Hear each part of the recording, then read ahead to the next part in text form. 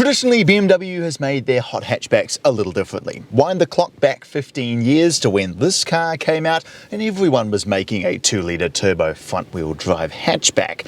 But BMW decided to stick to their roots, installing a 3-litre 6-cylinder turbocharged engine powering the rear wheels. The choice to leave the front wheels to just do the steering, with 235 kilowatt being fired at the back end, instantly gave the M135i a cult following. It gave it a point of difference, something to set it apart from the world of Golf Rs, Audi S3s, Civic Type Rs and Megane RSs.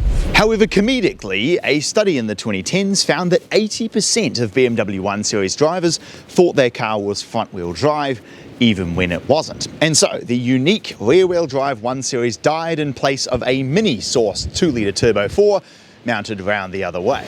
So now that the new M135 has assimilated with the crowd, does it still have that BMW magic that makes it worth 25% more than the competition? Or is it just an expensive Mini in a fancy frock? Let's start with the drive. Up front, we have a 2-litre turbocharged 4-cylinder engine making 221 kilowatt and 400 newton meters of torque, and powers all 4 wheels through a 7-speed dual clutch transmission. So it certainly delivers the straight line performance that you expect from a BMW hot hatch.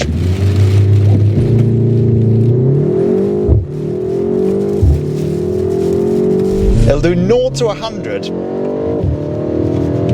in just 5 seconds flat, and will go on to an electronically limited top speed of 250 kilometers per hour. But the crazy part from my perspective is that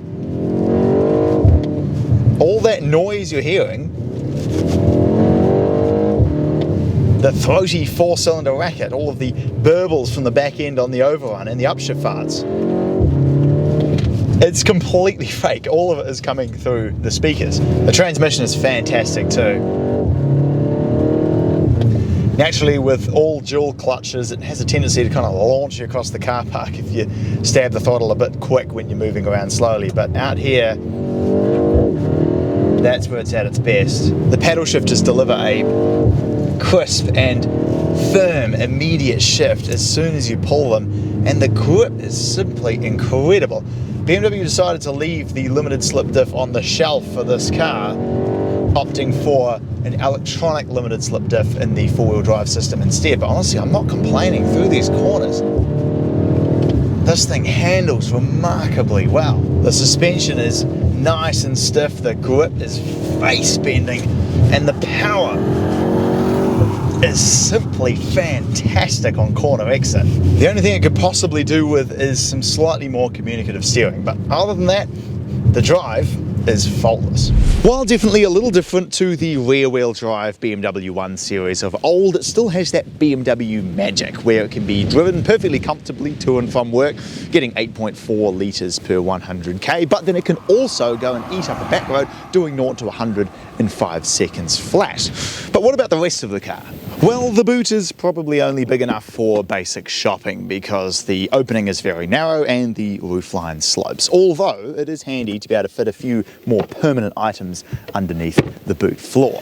And the back seats are very cramped. I mean, all the material back here is very nice. It's got a couple of vents and a couple of charging ports, but the hard front seats crush my knees. The sunroof gets in the way of headroom, and at best you'll struggle to fit more than 2.2 people back here. The front seat though is where this car is at its best. Sporty black and red contrasting seats with illuminated M badges in the back of them that adjust fully electronically with memory functions down here. The steering wheel looks fantastic with intricate designs down here at the bottom and an easy to use interface with adaptive cruise settings on one side and all of the radio and gauge cluster controls on the other. The gauges themselves look very cool with lovely graphics and a simple control structure. Just 3 view modes with a variety of information that can be shown in the middle, with the final adjustment allowing subtle changes to the heads-up display layout. Here, however, is where things start to go a little bit off the rails. Why BMW got rid of the physical controls for the climate control and iDrive, I have no idea. Now you're forced to use the touchscreen for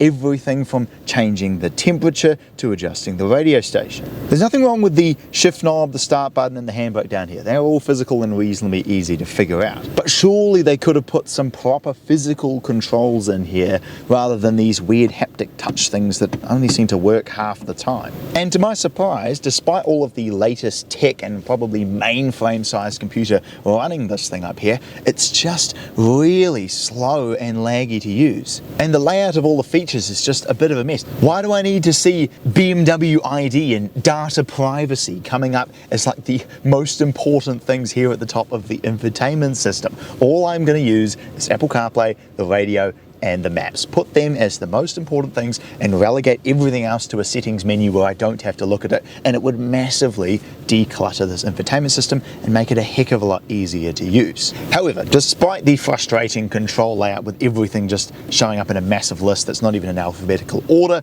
the graphics on the screen are very nice, and it certainly has all of the features you look for. It's got a very comprehensive camera system, Apple CarPlay and Android Auto connect completely wirelessly, the maps look nice, and it's got heated seats, heated steering wheel, among all sorts of other incredible features on here. So the tech is great, the user interface definitely needs some work. So the drive is fantastic with a perfect amount of power, a very responsive transmission, and incredible handling through some of these twisty corners. I honestly don't hate the way it looks. I think the OLED lights are very cool, and the quad tips around the back are a nice touch to give it the sporting credentials that the car deserves. It's got a brilliant suite of active safety features like adaptive cruise, lane keep assist, rear cross traffic alert, along with a very comprehensive camera system here in the infotainment that only interfere when they absolutely have to, and often silently, unlike Chinese cars which bing and bong every 5 seconds if you even go near the edge of the road. The seat, steering wheel and gauges are best in class, no complaints there, and the overall build quality is just as you would expect from a modern BMW. Just listen to how nice this door sounds when you shut it. But everything here is where I feel BMW needs to improve things most. Cut out half the pointless slow animations and just make things happen as soon as I click the button. Relegate all the apps I'll never use to a separate folder so that I'm not drowning in apps that I don't even understand what they do, trying to search for the Bluetooth audio. And bring back my physical climate control knobs and drive mode selector down here, and this will become a very well-designed interior, just like BMWs of old. So the new M135 is a pretty fantastic hot hatchback, and if anything, the driving experience isn't necessarily tarnished by the move away from the rear-wheel drive platform that the original 135i had, more so by the very complex user interface inside that frankly all modern cars have. But what do you think about the new M135? Would you have one over, say, a Civic Type R or a Golf R? Let us know down in the comments, and if you'd like to see some of our other written reviews, make sure to check out the DriveLife website and some more reviews that we've done here on YouTube, and I'll look forward to seeing you again next time.